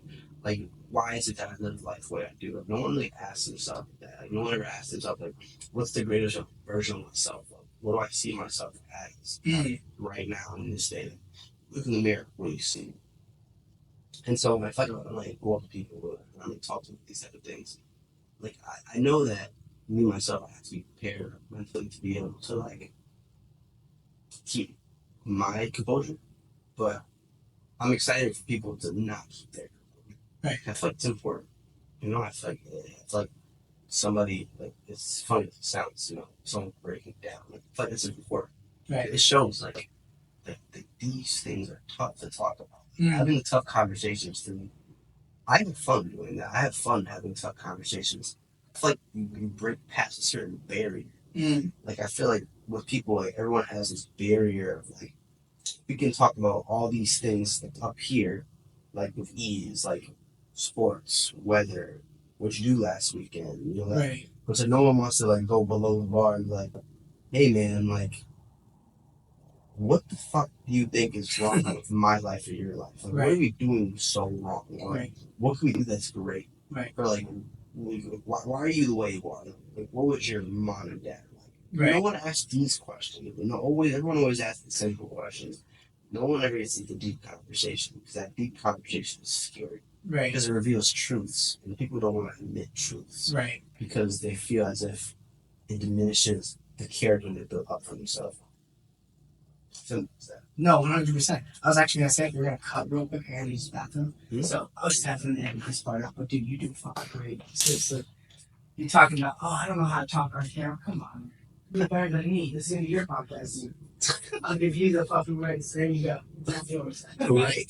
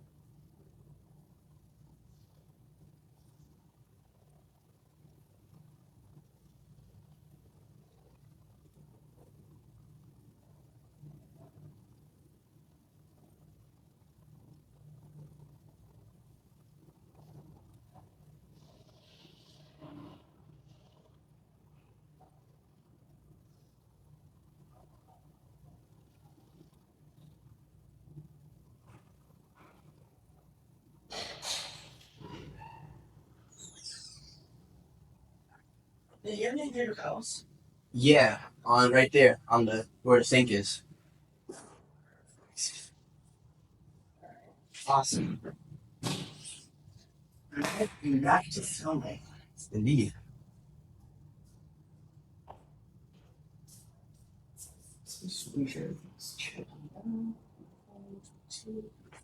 Alright, awesome. And scene. Perfect. See? Put it in. Yeah, exactly. Even though we had to cut it for a second, even though my hands, they're not wet anymore. They were. That would have been weird. They'd be like, why is he have wet hands? Like, what's going on? Arms are sweating. Yeah, knees weak, arms are heavy. Yeah, we feel like that sometimes. Especially you after the freaking 500 push-ups, dude. There's no spaghetti afterwards either. Dude, man. So that day, like, in general, when it comes to doing the challenge, like those challenges, it's one of the things where it's like you kind of amp yourself up to do it. You can never really prepare. You kind of just go into it, and it's funny because like for me, I was like, I did those first three challenges all the same week. It was yeah. One was on Sunday. You thought he was David Goggins over here, like. That's what I felt like. Dude. Doing one was on Monday, Sick one was of on Wednesday, one was on Saturday. Damn. One was on Sunday, not Monday. Excuse me. So it was Sunday, Wednesday, Saturday. Okay. So I done the bench press challenge, hit chest on Monday. day after, and then hit the push-up challenge on Wednesday. My chest was killed, Right. slaughtered. And the running challenge that I did on Saturday was fun. It was the shortest one, but that was touch. Right, because you're sprinting back and forth Pretty much. for like an hour straight. Yeah, I'm not the greatest runner. We did run down that mountain together. Yeah, and I kept pace, but I'm not that fast. Right. You know. Well, I was actually telling you I used to do a lot of like, that's how I lost all my weight when I was younger. So I was like I think I was anywhere between 210 and 215. But I guarantee you I was more than that. I just, didn't like going to the doctors because of that, because of the weigh-in. When I was like in 8th or ninth grade, so I was about 13 or 14, and I started like getting into like fasting and stuff like that. And then I started getting into jogging like around my sophomore, junior year. I really liked it. And then in my senior year, I started like jogging like longer durations, like which isn't super long, but like 16 to 25 miles like a week type. And, I actually didn't really feel any problems with my legs or anything like that. So I liked jogging for a while. I didn't think any of that endurance would come back, but then I did competitive jiu-jitsu for a while too, which that's all like just endurance. Like you're just constant. After 2 to 3 minutes of grappling with a person, you're just winded. Like you're just out of breath. So, I built my endurance up there. And then when we ran down the mountains, my first jog in like 4 years, 5 years. And I'm like, at first it was like panting a little bit, but then got that second wind and I started finding my footing, you know what I mean, when it came to jogging. And I'm like you, I'm not super fast, but, like if I can keep pace, I feel pretty good. Yeah, exactly. Yeah, I think in fall sprint, I'll probably use it. Sprint? Yeah, you can full straight sprint. But like longevity wise, I know I'm not that bouncy. Right. Heavy legs. Like, they do that 100-mile race in California every year. And oh God, I don't know, it's something Valley, Death Valley or something like that. Yeah. I think it is Death Valley. And it's like, I don't know if I think it's below sea level. So it's much harder to breathe, I believe. Fact check. It's also 100 plus degrees. That's another thing. 95 to 105 degrees, plus you're not able to like actually breathe properly because it's below sea level. It's like I couldn't imagine because they do 100 miles in a 24-hour type race in those kinds of conditions. Would you ever want to do that? Man, 100 miles is quite tough. I know that every person who runs that race leaves with their feet like being completely like slaughtered, like legs like they're inactive for like a whole week or two afterwards, sometimes almost the rest of the month. I mean, I don't want to say like never because I feel like the further I push myself in life, the more I'm gonna want to be able to test my light. You know, and you understand where is my limit is. You know, move past my 50%, 60% threshold because I know at the gym I know like I can do more. Right. I know I can work longer. You know what I mean? Like, it's like when you go to the gym, 2 hours, 2.5 hours. All right, I'm gonna go. Right. And I've done my whole workout. Like, you know what I mean? I know that there's a more like my limiter. You know what I mean? Like, that I could push past that. Right. So 100 miles, I definitely wouldn't say no, like to trying it. I just definitely know for a fact it won't be anytime soon. You can't Goggins that because that's what he did. He didn't take the time to test it out there. He was trying to get. I think he was trying to get into the military or something. He was trying to get approved for this bigger race. He wanted to do a specific race at a time. It was I don't know what kind of race it was. He wanted to do a specific set race, donating money for this soldiers fund. And the guy said to him, like, you cannot do this race without a certain amount of races already pre-qualified done. You have to complete like 3 races before you do this race, 50-mile races and whatnot. So he did that one based off of training, which is the one where I don't think he broke with his feet in that one, where he might have. But I know after that one, like he was like peeing blood. Right. He had pooped his pants. Yeah. Completely. Like he was cold. Right. Like he said he went over to like his bathtub. He just peed out brown, and like his legs were just like pulsating. Right. Completely, like he just like, and his feet were just cooked. Right. Disgusting. What do you think goes through a guy's mind like that? Like a Hawkins type. Because remember, he was worse off than both of us are at this age. I mean, what was he? He was like 300 pounds. He was spraying for cockroaches at like 24, 25, and he quit the military already. So that people just thought that was going to be his life. And then he was like, no, I actually, I'm going to try to be a Navy SEAL at like 24, 25. Yeah, no, I think what goes through one's mind is like every question they ever have. So that's one of the things people who run say that when they don't know headphones on and run the clear minded is that they answer every question they have for themselves for that day, for that week, whatever it may be. And so I would imagine it gives complete mental clarity. Mhm. And once you kind of like answer every question you have about like, what you got to do with your mission, you're kind of just left with the thoughts of quitting every Right. second. Every second is like, okay, stop. Right. Okay, stop. Okay, you're good. Stop. And so it's really just like a fight battle in your mind. That's what I believe it to be. Because I know like when I run at all whatsoever, that's the first thing that comes to mind. Like, I'll think about like what's going on in life, and like, I kind of like understand this, understand that a little better.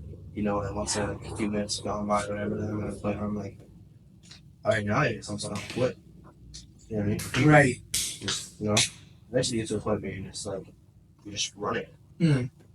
You know what I mean? But I mean, for him personally, I can imagine he's probably like either gone through like private small a lot, Right. or he's currently going through like private small a lot.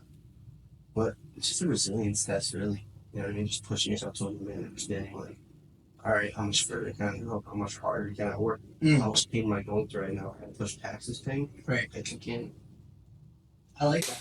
I like that a lot. I think that, like we were talking about, that physical aspect, leading into the mental. It's like when you can overcome things physically, you feel more mental clarity and you feel more confidence, right? Because it's like people hype up confidence now, and I used to be like this. It's like a hype type thing, like, all right, wake up and just be confident. You know what I mean? Just know that no matter what, nothing's holding you back. Just go out there and do your best. Okay, that's great advice for people who have already done it. But if you're like newer to something, you're not just going to be confident, and obviously you have to learn it. And so you have to do things, I feel, that gives yourself the confidence that you're capable of accomplishing a task or solving a certain problem. And I think that that's where real confidence is, derived from, is like, the physical challenges, going outside and just jogging for as long as you can, or lifting weights, or kickboxing, boxing, whatever the case may be, because it does give you that leverage in your mind now. What do I have to follow with this client? Easier. I have to talk to this driver? Easier. In your case, I have to go to this set? Easy. I'll get it figured out like that, and so I feel like you have more mental capacity for that. For you, now that we've talked about kind of my life stories and everything in the documentary series, what other things have you been playing around with, from a business standpoint, not just a camera standpoint, but you were talking about business earlier. Well, for me personally, I feel like it's time in my life where I want to learn something external. Like I want to learn something that's like different from what I already know. Like trying to allow myself to get some new knowledge about something. I've been looking into multiple different types of trades, trying to understand like this is something that I would like to try. Because me, like the person I've always been, I've always like build things, always like to build things, take them apart, understand how something works. It's just something that I was kind of like naturally just kind of attracted to. Hmm. And so I see myself being like a person who is able to, you know, construct some sort of thing. I don't know what it is, but something. I want to be able to build something. And so I'm looking to kind of take my life into not a different path, but to allow something new to come in. That, as well as even off the business side of things, is that I want to get back into. I used to play piano one time when I was younger. I played for like at least 7 to 8 years. And I stopped once I got to like early high school, late middle school age. And that's probably one of my biggest regrets. I feel like, like being a witch is just like a great facet for the mind. Right. And just allows so much more knowledge to intake. As well, back to the business side, I do want to get into being able to buying properties. That's what people in my family, not all of them, but an individual person does. And I find that leads to very consistent income and And it allows you to have most opportunity in a way. Plus, it's a very, I don't want to say simple, but very rudimentary in a way. You can kind of just understand it with only like, a month or two of like, I want to say, learning. Mm, Not even like flipping copies. right. I like that. I think that, that kind of separates that business persona from the camera, camera guy, right? Like you were talking about, I'm Nate without a camera, just like I'm Nate with a camera, right? And I think that those are great goals as well. It's oftentimes people find themselves circling in like for me, like I know that if I build up my manager status and my manager experience and get really good at that, I'll be able to learn how the inside of a business works more so that I can start my own business at some point later on down the line. But I need a management experience for that. I just do. That doesn't mean I need a degree. I need to go to school. I need to get in the fire. And I need to figure out how to manage employees, which is what I'm currently doing at my job. And then I would say sales, but I'm just going to kind of say communication, right? Communications in general, whether that leads to starting my own business in the communications setting, a recruiting firm, whatever the case may be, the ability to be able to talk. So those two things I'm kind of playing around with right now. And I know that both of those or one of those are kind of made for me, but I just have to figure out where and what specific things I want to do. And that's the whole explorative aspect. Like you just mentioned, the instruments, the property buying potential in the future and stuff like that. Like these are adventures that you're going to go on that are going to be difficult, but you're exploring and you're trying to figure out what you like to do. You know what I mean? And what will work out for you long term? What will yield you the best results? And so I think that a lot of people they do, like you said earlier, they switch, they move to something else because it's new and it's fun. But I think it's like, the person who enjoys walking is going to enjoy the journey more than the person who just wants to get to the destination type, because it's like it's going to be a long journey.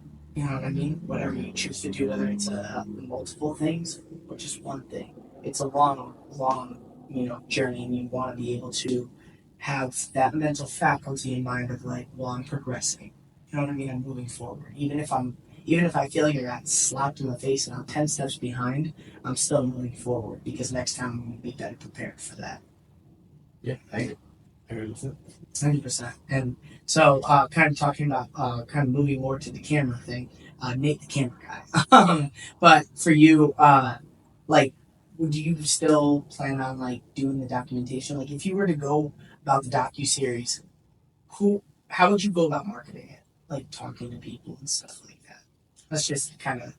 I feel like the only way that's fair, really, I feel like the best thing you can do is just kind of legitimize it in the way of just hitting the pavement, you know what I mean? Just asking random individuals, I was doing like, mailbox drop offs and whatnot. Mm.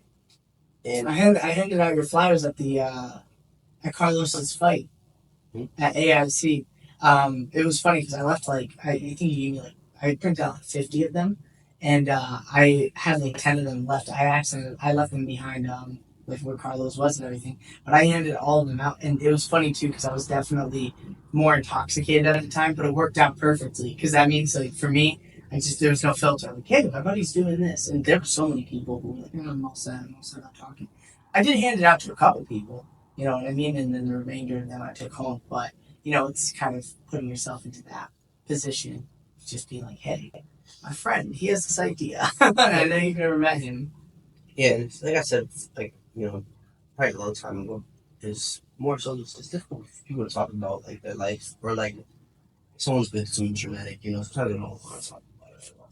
You know what I mean? And that's just kind of like, I feel like it's fair enough, if that's how they feel, but it's also like a closed off mindset. Like, I feel like really being able to like get over something or accepting that you got over it is the ability to really talk, the ability to like talk about it without feeling anything. Okay, I see. Just being okay. Like if I could talk, like my leg got cut off, let's say, for years I was bitter and angry about it. At some point, who gets to get over it, get to kind of like move forward. Right. And so once you're to that point where I'm like, yeah, I got cut off. You know what I mean? Yeah, here's what it is. You know, once you get to that point, that's why I feel like we accepted it. You know, like most people don't accept it, trying to go through, which is why they live like the way they live sometimes. If they're like, they survive something, that they're still trying to survive it, even after it's already ruined. Right. Yeah, and it's like it's funny too because kind of people don't have that ability, like you said, to like sit down and think. People have even less of an ability, and when I say people, I don't generalize it. Like I've had these weak battles myself. You know what I mean? And I try to get them out of my brain as much as possible, out of my day as much as possible. Try to do something that's better for me or beneficial for me. But we all have these problems that kind of come to us and stuff. But like a lot of people, they can't sit in their own misery. You know what I mean? Like shit. I just lost all five of my best paying clients today. Well, what am I gonna do? I'm gonna obviously look for some more, but they just kind of go to that part. They don't go to the part like, okay, what did I do wrong? What could I have done better? Even if it was like 95% not my fault, because shit happens. You'd be doing well in life, and then all of a sudden your mom has cancer. Like things just happen. It's random. And so even if 95% of that isn't your fault, what 5% could you improve? And kind of having that mindset of just, it takes sitting in your own misery to have that. Just being miserable and knowing shit, this feeling sucks. I hate this. Doesn't mean I hate my day. Doesn't mean I hate myself. I just hate the way this feels, and I'm gonna do everything I can to make sure I don't feel that way again. You know, Yeah. 100%. So my life stories, I like the idea. I think everyone liked the idea. Maybe you posted too frequently. That was kind of your my takeaway from what you were saying about it, your reflection on it. But if you posted that like even once or twice a week, I was tuning it. Like I liked the videos because I could relate to it, and so many people are resentful and pessimistic about relating to things online because they don't want to get hooked or attached.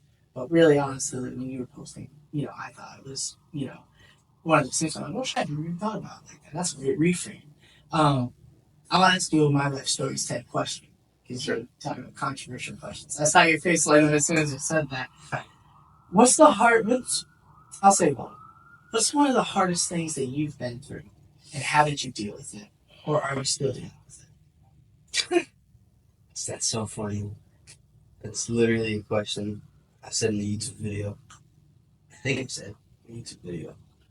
I told you, number one fan right here. I mean, like seriously, I said it.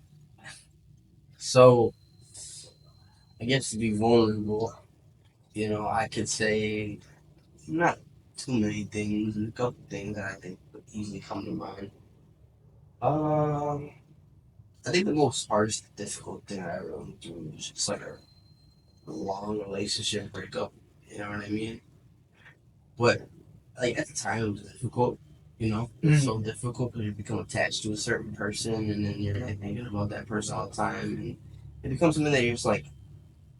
It's like someone dies but they didn't die. You know what I mean? It's like, but they have to be dead to you. It's terrible, terrible way of living. I despise it a lot. How long were you with this?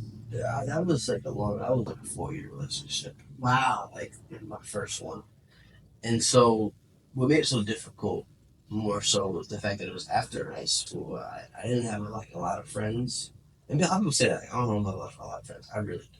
Right. Really did. I had no one to like What year did you graduate again? 2020. Okay, yeah, none of us have friends at that point. It was COVID grad, so can't even hang out with the ones you did have. Yeah, I didn't have anybody to like just kind of just reach out to in a way. And so I wasn't like I guess you could say, you know what I mean? And so eventually it became like it flipped around to becoming instead of one of like, the worst thing that ever been to, it's like being the greatest thing that ever happened to me. Because that's what led me to just like changing myself. People like leave a relationship and it's like they either get with somebody really soon and think I want to change, this person will accept me, or think, you know what, like what can I change now to be better for the next person? It's like so that it doesn't. Or so that like I'm better.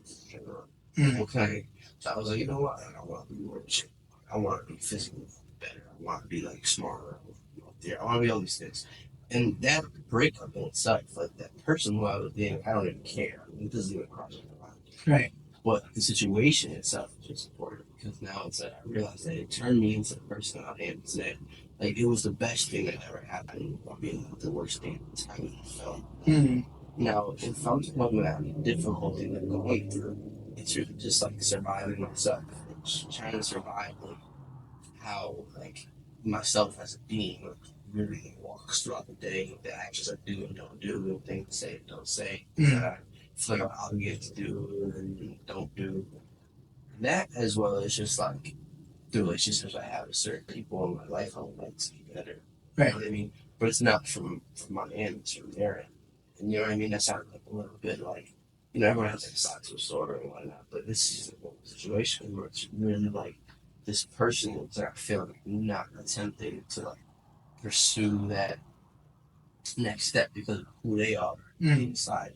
So for me, primarily struggle deep down, difficult for me to have a certain individual because the individual is really close to me. So it's hard for me to not be able to like treat them the way I want to treat them because of the way they treat me. Mm. You know what I mean? Right. It's very difficult. Like For you not to treat them the same way. it's a very difficult counter. Not treat them the same way, but it's like this person's supposed to be like a role model. It's supposed to be like like a like a path for me to walk in the sand. Right.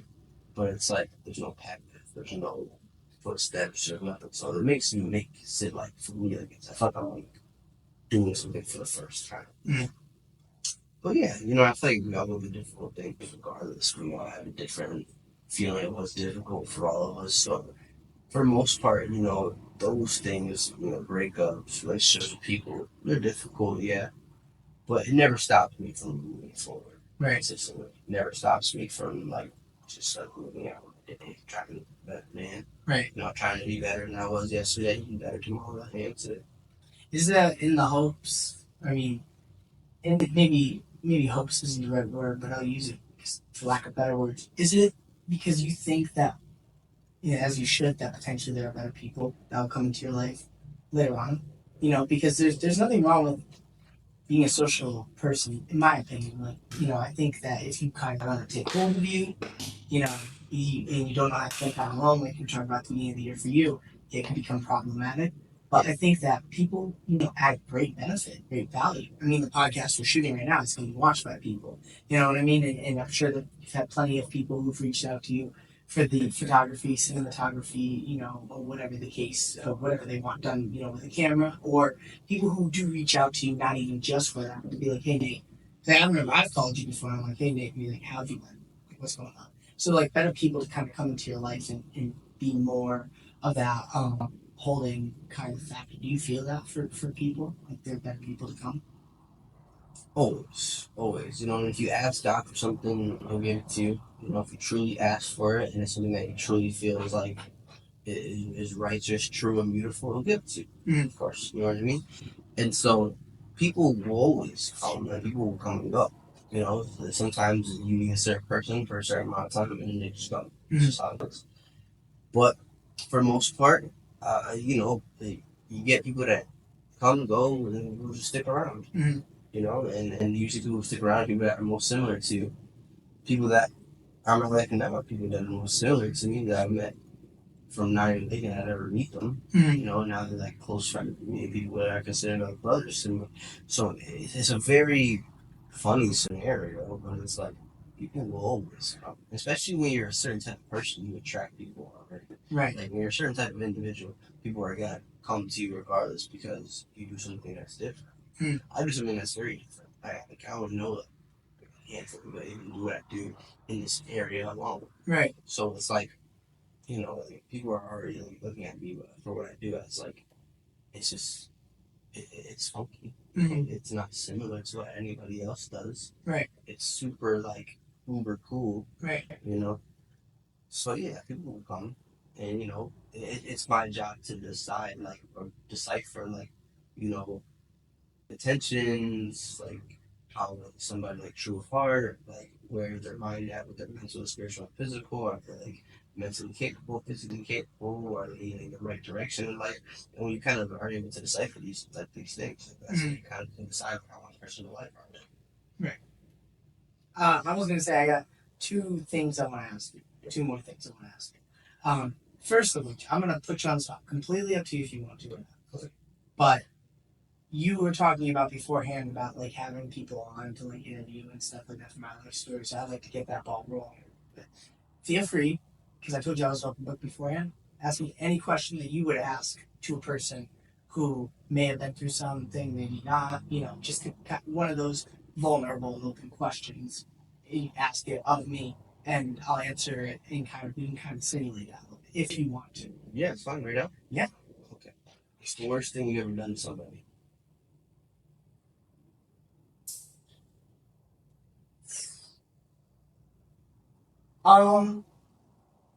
When you're younger, you think about revenge a lot.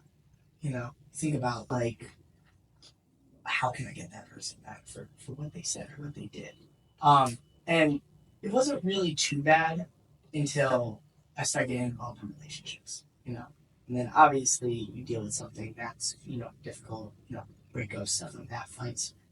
And my second ex, it was a very complicated situation in the relationship. But, you know, I felt like I had been chewed out, you know what I mean? And instead of taking that with like stride and stuff and being like, you know what, I'm just gonna figure out, you know, how I'm gonna move on from here, how I'm gonna move forward and stuff like that.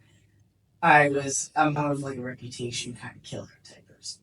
You know what I mean? Like, and that was like my version of you know, revenge. I'm gonna tell everybody about this girl. You know what I mean? Like what she did, people who knew us, told all of them and everything like that. And I think it wrecked her for a while, to be honest with you. And she wasn't the only one that I did it to. She was my first ex too.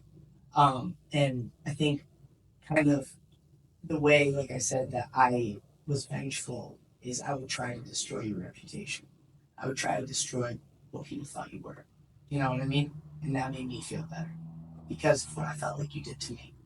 And in both of those instances, regardless how it ended, the things that I said and the way I scaled it wasn't untrue, but shouldn't have been put out there. You know what I mean? And you know, I had the opportunity to talk to both these women a couple years later, a couple years later, in fact, and there was definitely still, you know, tension and anger from what I did. Yeah. You know, and I've forgiven myself for it now, just because I know I would never do something like that again. Yeah. So once a relationship is passed, then you gotta let it happen. And so I would say that that would probably be the worst thing that I did. And I only say it's the worst to other people because they're both females. I hate to say it, but if you're disrespectful, if someone sees you and you're disrespectful to a woman as a guy, as compared to if you're disrespectful to another man as a guy, those are two totally different situations. I agree. And so if you look at the guy who's disrespectful to the woman, you're more apt to step in than you would if it were like a dude on dude kind of conflict. So that's why I said it was the worst. And it's definitely something that I've learned from, and I'm gonna, you know, make sure never to do again. Sweet. Yeah. I'm glad you're able to discuss it at least, you know what I mean? One of my major things is you ask somebody a question like that, the person who comes to mind is nothing. I've never hurt anybody in my life. I'm a victim of everything. And to be able to admit, like, nah, like, you know, I have faults and I've said things that I regret and I've done things that I regret. And it's just strong. Accountability is so important. Accountability is extremely important. Right. You can't be accountable for your everyday actions, things you do right and wrong. Then you're gonna be lost in the sauce forever. Like, I've met people who like say that life is life. Like, life is just life, and they're blaming life for the fact that their actions are poor. Right. You know what I mean? Like I got drunk last night and I crashed my car and I was on life is life. And I said, no, you got drunk and crashed your car. Right. Like, life didn't crash your car. You crashed your car because you were intoxicated, because you decided to drink on a weekday night for no reason, and you're not mentally capable, so you shouldn't be drinking in the first place. Right. And, you know, it's as simple as that, bro. Right. Being accountable. So for you to be able to say that, takes courage. Yeah, I appreciate that. And I think that the way you responded in that sense, like, you didn't And I think that this is great for when you do get this series going, because I'm going to be your biggest fucking pusher on that. I'm telling you. But when you do have something like that going for you, and you are filming it, you importantly didn't have them pick apart. What specifically? Well, for them, the specifics of it don't really matter. It's the fact that they did something, you know what I mean, that they regret, you know, and specifics and details matter like a little bit with the surface. But as far as like picking apart what they actually did and everything like that, I think it's a little easier for people to talk about the way they felt after what they did. You know what I mean? Or if they do talk about what they did, they're vague, but they want to talk about, you know, what they've learned or what happened because of it. You know, and so I like that that's the way that you responded and the way you even set up the question was good, you know? And so I think that this series is gonna be killer, which kind of is gonna lead me to my last question. The rest of 2024, we got 5 more months. It's crazy to think about because me and you first met and spoke, I think, in the beginning of January. Yeah. So we're about 7 months in. What do you want done by the end of the year for yourself? That's a good question. To be honest, man, I just want to be more present and where I am and what I do. Stop thinking so harshly upon the future, but as well as being more executive and making sure that I'm doing things to the fullest extent. Mm. Tightening down more on the team. You know, I usually never miss any gym sessions. This week specifically, I got sick on Tuesday. And I missed Tuesday and Wednesday, and I was like, I already missed 2 days. So I might as well just miss Thursday and Friday. Right. You know what I mean? Because I just called it a rest week. I didn't want to do that at all whatsoever. But I did it. You know what I mean?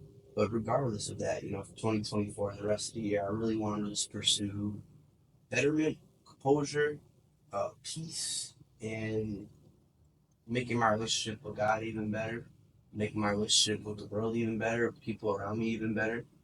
And yeah, and one thing like before we finish, you know, like the whole like regretting things you said thing, I just had someone recently tell me, they can't like it was an argument that I had with a person, you know, some time ago, and they recently told me like, Nate, you were right in everything you said. You were correct.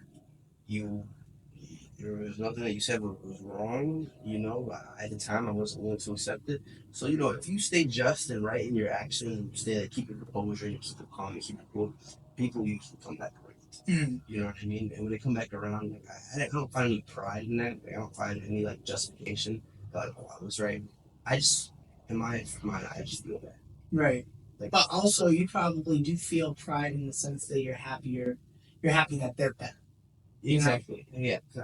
In my mind, all I have is I wish you could have seen it sooner. I'm glad that you came to that conclusion. It goes to show you that with time, people really do think on things. Right. They can't force themselves not to. You're gonna think about things because they're gonna haunt you if you were wrong. Right. And to flip that too, it's like even when you were wrong, kind of attracting the right people comes with taking responsibility, right? Yeah.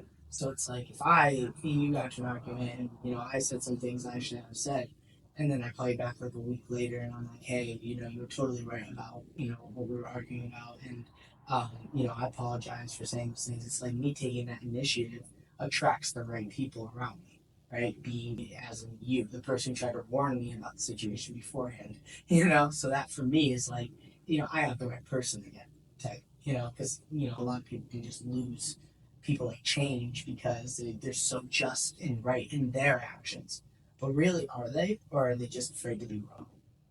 You know, it's like having that battle. But that's good to hear that in 2024 you have that kind of mental setup. And one thing I want to talk to you about before we do cut the podcast, when you were talking about how you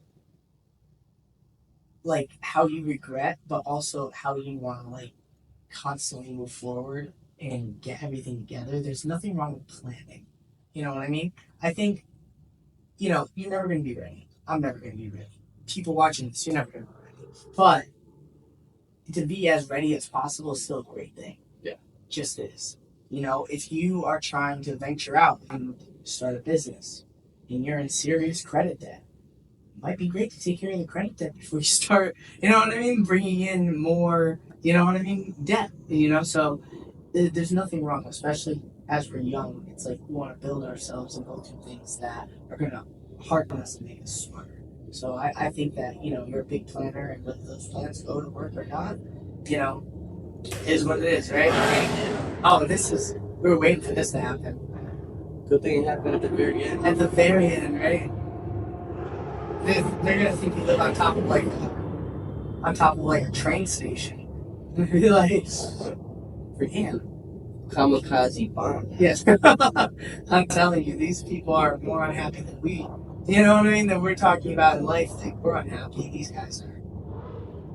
Wow, there's a lot of them. We just wait. Okay.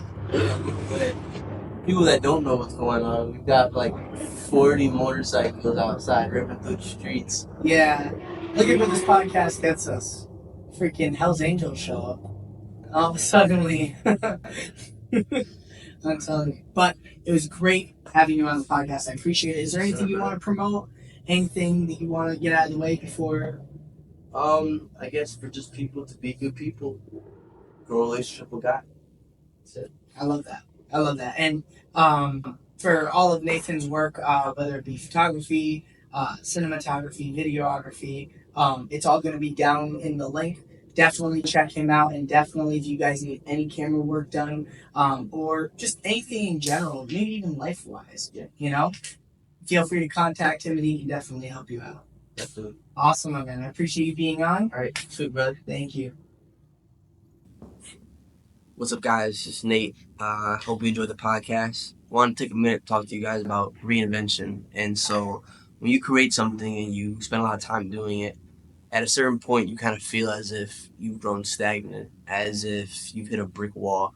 When it comes to making something and you have like a goal and intention in mind, sometimes that goal and intention can be a negative, like a curse. What's really better sometimes is just having fun doing what you're doing, but enjoying getting better at something. If you could enjoy getting better and enjoying that like little bit of improvement every time, that's so much more satisfying inside and so much more fulfilling than having this like huge goal and intention and always striving for that. Then you kind of forget to like look at how far you've come.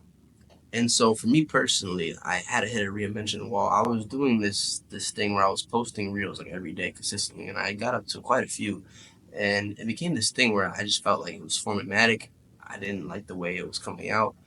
And so I hit a wall of like, I want to reinvent this. And there's something wrong with like taking a step back and looking at your product and thinking like, I want to fix this. It's not that it needs to be perfected, but it needs to be revamped. You know, it kind of needs to take a different lane. You know what I mean? And whether regardless of if it's slower or faster, it doesn't matter as long as you keep consistent. And so the biggest thing is not seeing it as failure, not seeing it as giving up, but seeing it as a new opportunity to do even better than you did last time and to learn from what you did last time and take that with you. So you're not even starting from scratch. You're starting from like past the start line already, which is a great feeling, honestly, because you feel like you have a head start. Reinvention to me is extremely important because it allows you to almost recalculate your ideas and grow them even more exponentially. So my biggest thing is don't get, I don't want to say discredited, but don't get yourself down when you hit a brick wall or when you feel like you have to just kind of just restart. There's nothing wrong with restarting. There's nothing wrong with just taking a step back and just fixing all the issues of your product. It's completely normal, and it's going to take years and years and years of just consistency and work and ethic just to even get something close to where you want it. Like, it's really a lot of work and effort. And as long as you stay consistent, you don't give up. There's nothing ever wrong with reinvention.